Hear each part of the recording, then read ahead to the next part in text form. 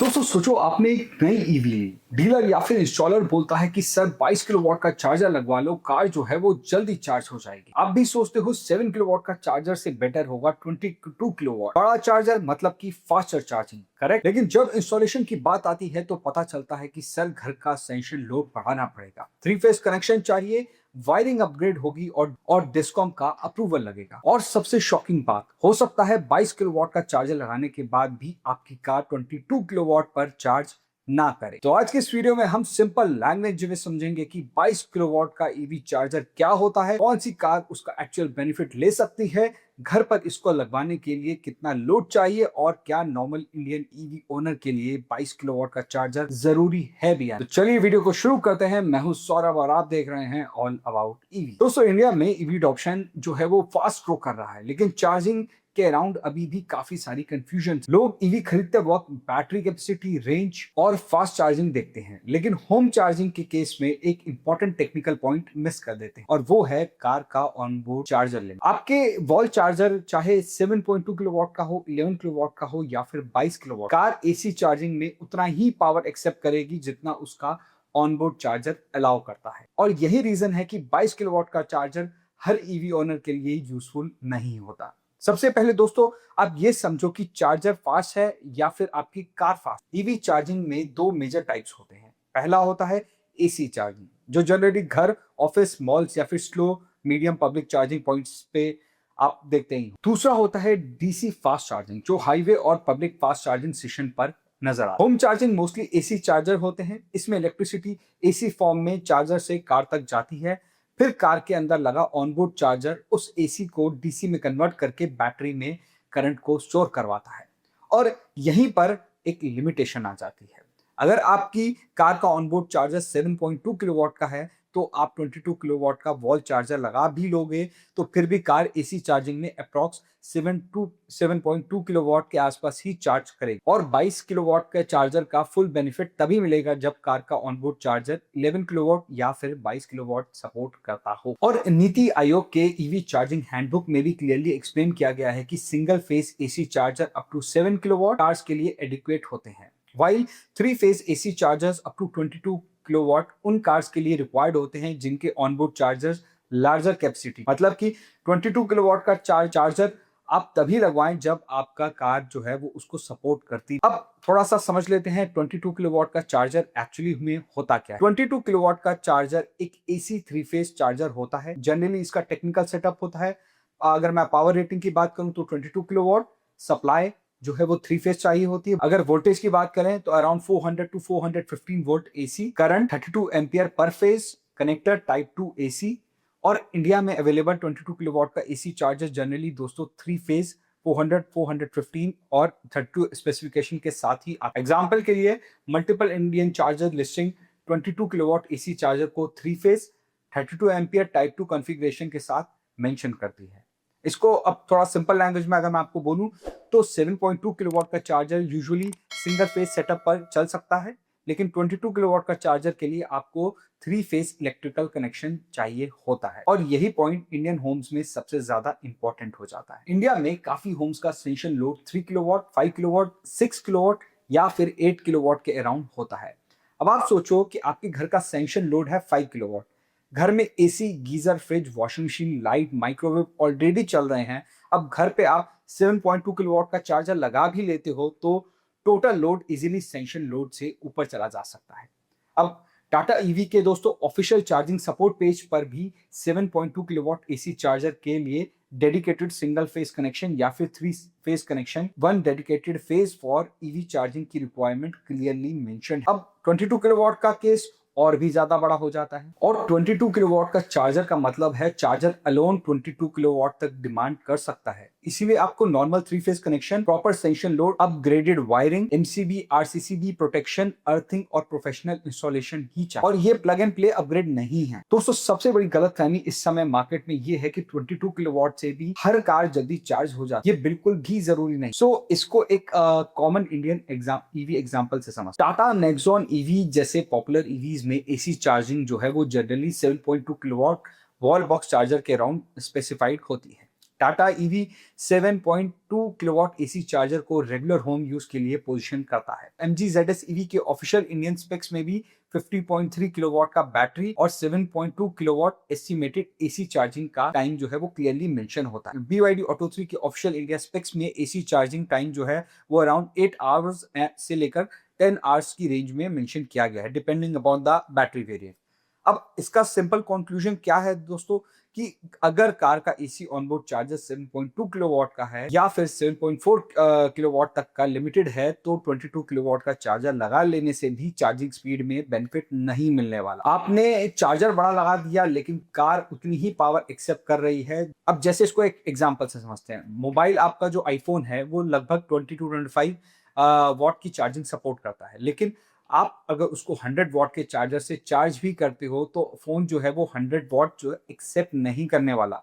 Same logic जो है वो ईवीज में भी अप्लाई होता है। 22 किलोवाट का चार्जर यूजलेस नहीं है दोस्तों, लेकिन इसका यूज केस जो है वो एक स्पेसिफिक यूज केस है। अब 22 किलोवाट का जो चार्जर है वो यूजफुल हो सकता है अगर आपकी ईवी के ऑनबोर्ड चार्जर जो है वो 11 किलोवाट या फिर 22 किलोवाट का चार्जर जो है वो सपोर्ट करता है। आपके घर या ऑफिस में 3 फेज कनेक्शन जो है वो अवेलेबल है, आपके पास मल्टीपल ईवीज हैं, आप सोसाइटी, होटल, ऑफिस, वर्कशॉप या फिर शोरूम या फिर फ्री पार्किंग के लिए एक चार्जर लगा रहे हो और आप फ्यूचर प्रूफिंग करना चाहते हो और इलेक्ट्रिकल इंफ्रास्ट्रक्चर ऑलरेडी आपके एरिया में काफी स्ट्रांग है।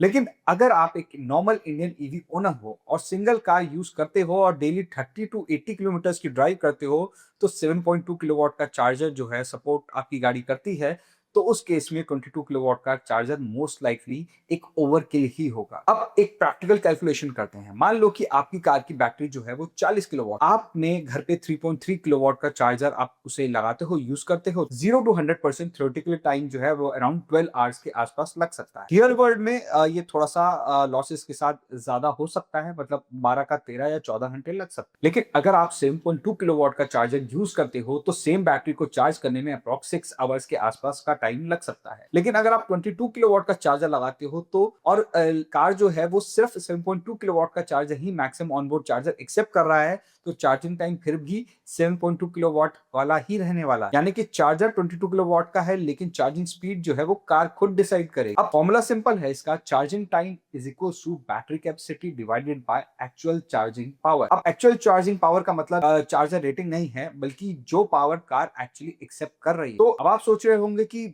आपकी गाड़ी की जो चार्जिंग है डीसी फास्ट चार्जर से, तो वो तो 60 किलोवाट से भी चार्ज हो जाती है। अब चलो उसका भी कंफ्यूजन दूर करते हैं। एसी वर्सेस फास्ट चार्जिंग का जो कंफ्यूजन है वो मैं अब आपको समझाता हूँ। काफी लोग यही कह सोच रहे होंगे कि 22 किलोवाट का चार्जर तो फास्ट है, तो हाईवे वाले जो फास्ट चार्जर जैसा ही काम करता होगा जो लगे हुए हैं 60 किलोवाट, 80 किलोवाट, 120 किलोवाट जो भी हैं, बट ऐसा नहीं है। 22 किलोवाट का चार्जर और 60 किलोवाट और 120 किलोवाट के जो डीसी चार्जर्स हैं जो बाहर लगे होते हैं वो बिल्कुल डिफरेंट। क्यों? क्योंकि एसी चार्जिंग में पावर जो है वो कार के ऑनबोर्ड चार्जर से पास होके जाती है। जब भी आप कार को एसी चार्जर लगाते हो कार में, तो एक ऑनबोर्ड चार्जर होता है कार के अंदर, वो करंट उस ऑनबोर्ड चार्जर से पास होता है। अब डीसी फास्ट चार्जिंग में ये जो पावर आप लोड चार्जर से लगाते हो डीसी चार्जर में, वो डायरेक्टली बैटरी सिस्टम को फीड करती है। ऑनबोर्ड चार्जर एसी चार्जर को बाईपास कर देती है, मतलब वो जो सिस्टम लगा हुआ है कार में वो ऑलरेडी बाईपास हो जाता है डीसी चार्जिंग के केस में। इसीलिए आपकी कार एसी में जो है वो 7.2 किलोवाट ही एक्सेप्ट कर रही है, लेकिन डीसी में वो लगभग 50 किलोवाट एक्सेप्ट कर सकती है, 60 कर सकती है, 80 भी कर सकती है, depending upon car DC charging capability. हो सकता है कई चार्ज सिर्फ 60 किलोवाट एक्सेप्ट करती है और जो मॉडर्न कार्स आ रही हैं वो तो आई थिंक 120 ही एक्सेप्ट कर रही हैं चार्जिंग। दोस्तों अब बात करते हैं कि अगर आप 22 किलोवाट का चार्जर कंसीडर कर रहे हो, आपका कार एक्सेप्ट कर रही है, आपका यूजफुल केस है, तो पहले ये 7 चीजें जो है वो जरूर चेक कर लो। कार का ऑनबोर्ड एसी चार्जर रेटिंग आप प्लीज चेक करो। ओनर मैनुअल ऑफिशियल वेबसाइट या फिर डीलर से कंफर्म करो कि सिर्फ फास्ट चार्जिंग सपोर्टेड सुनकर आप मतलब डिसीजन मत ले लो, उसने बोला कि फास्ट चार्जिंग, आप ओनर मैनुअल ये सब चेक करो, ऑफिशियल वेबसाइट चेक करो। दूसरा आप चेक करो car 3 phase AC charging support करती भी है या नहीं। 22 किलोवाट का बेनिफिट तभी मिलेगा जब कार 3 फेज एसी इनपुट को सपोर्ट करे। घर का सेंक्शन लोड चेक करो, बिजली के बिल में कनेक्टेड लोड सेंक्शन जो है वो मेंशन होता है क्लियरली, आप वहां से चेक कर। सिंगल फेज है या 3 फेज कनेक्शन, ये भी बहुत इंपॉर्टेंट है चेक करना। 22 किलोवाट का जो चार्जर है वो नॉर्मली 3 फेज चार्जिंग सेटअप है, उसको चाहिए होता है। वायरिंग और अर्थिंग की कंडीशंस को आप चेक करो। ओल्ड वायरिंग पर हाई लोड ईवी चार्जर लगाना एक रिस्की मामला हो। प्रोटेक्शन डिवाइसेस इंस्टॉल होने चाहिए। Proper MCB, RCCB, RCBO, surge protection, earthing, ये सब सेफ्टी के लिए बहुत इंपॉर्टेंट। नेक्स्ट पॉइंट, जो इंस्टॉलर आपके यहाँ इंस्टॉल करने आ रहा है वो सर्टिफाइड है या फिर एक्सपीरियंस है, तभी आप उससे चार्जर इंस्टॉल करवाओ। ईवी चार्जर जो है इंस्टॉलेशन नॉर्मल सॉकेट के लगाना जैसा काम नहीं होता। अब बात करते हैं दोस्तों की नॉर्मल ईवी ओनर के लिए बेस्ट चार्जर कौन सा होने वाला है। मोस्ट इंडियन ईवी ओनर्स के लिए प्रैक्टिकल रिकमेंडेशन है, अगर डेली रनिंग जो है आपकी लो है तो 15 एम्पियर का पोर्टेबल चार्जर भी काम चला सकता है, बट थोड़ा सा स्लो लगेगा। आई थिंक 12-13 घंटा डिपेंडिंग अपॉन द आपका कार का बैटरी। अगर आपका डेली ईवी यूज होता है और बहुत ज्यादा यूज हो रहा है तो 7.2 किलोवाट का एसी वॉल बॉक्स चार्जर काफी प्रैक्टिकल ऑप्शन बन जाता है। अगर आपके पास एक प्रीमियम ईवी है जो कि 11 किलोवाट का जो एसी चार्जर जो है सपोर्ट कर रही है, तो आप उसको भी कंसीडर कर सकते हो, क्योंकि उस केस में अब बस आपको एक 3 फेज कनेक्शन सेटअप चेक करना होगा। आपकी गाड़ी का जो चार्जिंग टाइम है वो और ज्यादा कम हो सकता है। अगर आपकी कार 22 किलोवाट का एसी चार्जिंग सपोर्ट करती है या फिर कमर्शियल मल्टीपल ईवी आपका यूज केस है, तो 22 किलोवाट का जो चार्जर है वो बहुत ज्यादा मीनिंगफुल हो सकता है। इसीलिए चार्जर सिलेक्ट करने का करेक्ट ऑर्डर ये होना चाहिए, पहले कार का ऑनबोर्ड चार्जर जो है उसको चेक करो, फिर डेली रनिंग कैलकुलेट करो, फिर होम लोड चेक करो, फिर चार्जर डिसाइड करो। ना कि पहले चार्जर खरीद लो फिर बाद में लोड अपग्रेड और कंपैटिबिलिटी का जो आपको शॉक ना लगे, इसलिए ये प्रोसेस को फॉलो करो। मान लो कि आपके पास एक ईवी है जो 7.2 किलोवाट का एसी चार्जिंग सपोर्ट करती है, आप 22 किलोवाट का चार्जर लगा लेते हो, लेकिन आपको क्या मिले, चार्जिंग स्पीड ऑलमोस्ट सेम ही रहने वाली है जो 7.2 किलोवाट। इंस्टॉलेशन कॉस्ट बढ़ जाएगी, लोड रिक्वायरमेंट भी ज्यादा चाहिए, 3 फेज कनेक्शन भी आपने लगवा लिया, कितना कुछ आप करवा रहे हो, इलेक्ट्रिकल अपग्रेड भी आपने करवा लिया, एक्चुअल बेनिफिट आपको मिलेगा ही नहीं। अब दूसरा सिनेरियो लो कि आपके ऑफिस पार्किंग में 3 ईवी जो है वो regularly charge, 3 phase connection already available है। फ्यूचर में प्रीमियम ईवीज भी आप ले सकते हो या आनी है वहां पर, यानी कि वहां पर 22 किलोवाट का चार्जर जो है वो बहुत ज्यादा यूजफुल हो सकता है, क्योंकि 22 किलोवाट से ऑब्वियसली टाइम जो है वो कम लगने वाला है। यानी कि 22 किलोवाट का चार्जर जो डिसीजन है वो हर कार यूज केस पे डिपेंडेंट है, ना कि कोई ईगो डिपेंडेंट है या आपका चार्ज जो है चार्जर बड़ा है तो फास्ट चार्ज हो जाएगी, ऐसा नहीं है। कभी भी ईवी चार्जर को नॉर्मल एक्सटेंशन बोर्ड, जुगाड़ वायरिंग और अंडर साइज केबल या फिर लोकल अनसर्टिफाइड सेटअप पर मत चलाओ। EV charging long duration, high load capacity activity, AC, geyser या माइक्रोवेव शॉर्ट बर्स्ट में हाई लोड ले लेते हैं, लेकिन ईवी चार्जर जो है वो 4 to 8 hours continuously high current जो है वो ड्रॉ करता है। इसीलिए इंस्टॉलेशन सेफ होनी चाहिए। डेडिकेटेड और प्रोफेशनल चार्जर इंस्टॉलेशन जो इंस्टॉल करने वाला आ रहा है वो प्रोफेशनल होना चाहिए। तो फाइनल आंसर दोस्तों ये है कि 22 किलोवाट का चार्जर पावरफुल है, लेकिन हर ईवी ओनर के लिए प्रैक्टिकल नहीं है। आपकी कार का ऑनबोर्ड चार्जर 7.2 किलोवाट का है तो 22 किलोवाट का चार्जर लगाने से कार 22 किलोवाट पर चार्ज नहीं करेगी। अगर घर का सैंक्शन लोड लो है तो 22 किलोवाट का चार्जर के लिए लोड इंक्रीज करवाना पड़ेगा। 3 फेज कनेक्शन और वायरिंग अपग्रेड भी जरूरी पड़ सकती है। तो मोस्ट इंडियन ईवी ओनर्स के लिए 7.2 किलोवाट का चार्जर डेली यूज के लिए इनफ होता है। 22 किलोवाट का जो चार्जर है तभी कंसीडर करो जब आपकी कार सपोर्ट करो, इलेक्ट्रिकल सेटअप रेडी हो, यूज केस जेन्युइनली जस्टिफाई करता हो और आपके घर में 2 या 3 ईवीज हैं तो ही ये काम करवाए। अब आप कमेंट में बताइए दोस्तों कि आपके घर में कौन सा चार्जर इंस्टॉल्ड है, 3.3 किलोवाट, 7.2 किलोवाट, 11 किलोवाट या फिर 22 किलोवाट, और आपकी ईवी एसी चार्जिंग में कितनी पावर एक्सेप्ट कर। कमेंट में हमें ये जरूर बताइए, क्योंकि ये इन्फॉर्मेशन काफी लोगों को लिए इस टॉपिक पर रियल ओनर से एक्सपीरियंस से काफी उनको हेल्प मिल सकती है। और अगर आपको ईवी बाइंग, चार्जिंग, बैटरी और ओनरशिप कॉस्ट के प्रैक्टिकल वीडियोस देखने चाहते हो तो ऑल अबाउट ईवीज को सब्सक्राइब कर लो। मिलते हैं दोस्तों आपसे नेक्स्ट वीडियो में, तब तक के लिए drive safe and stay electric. Thank you.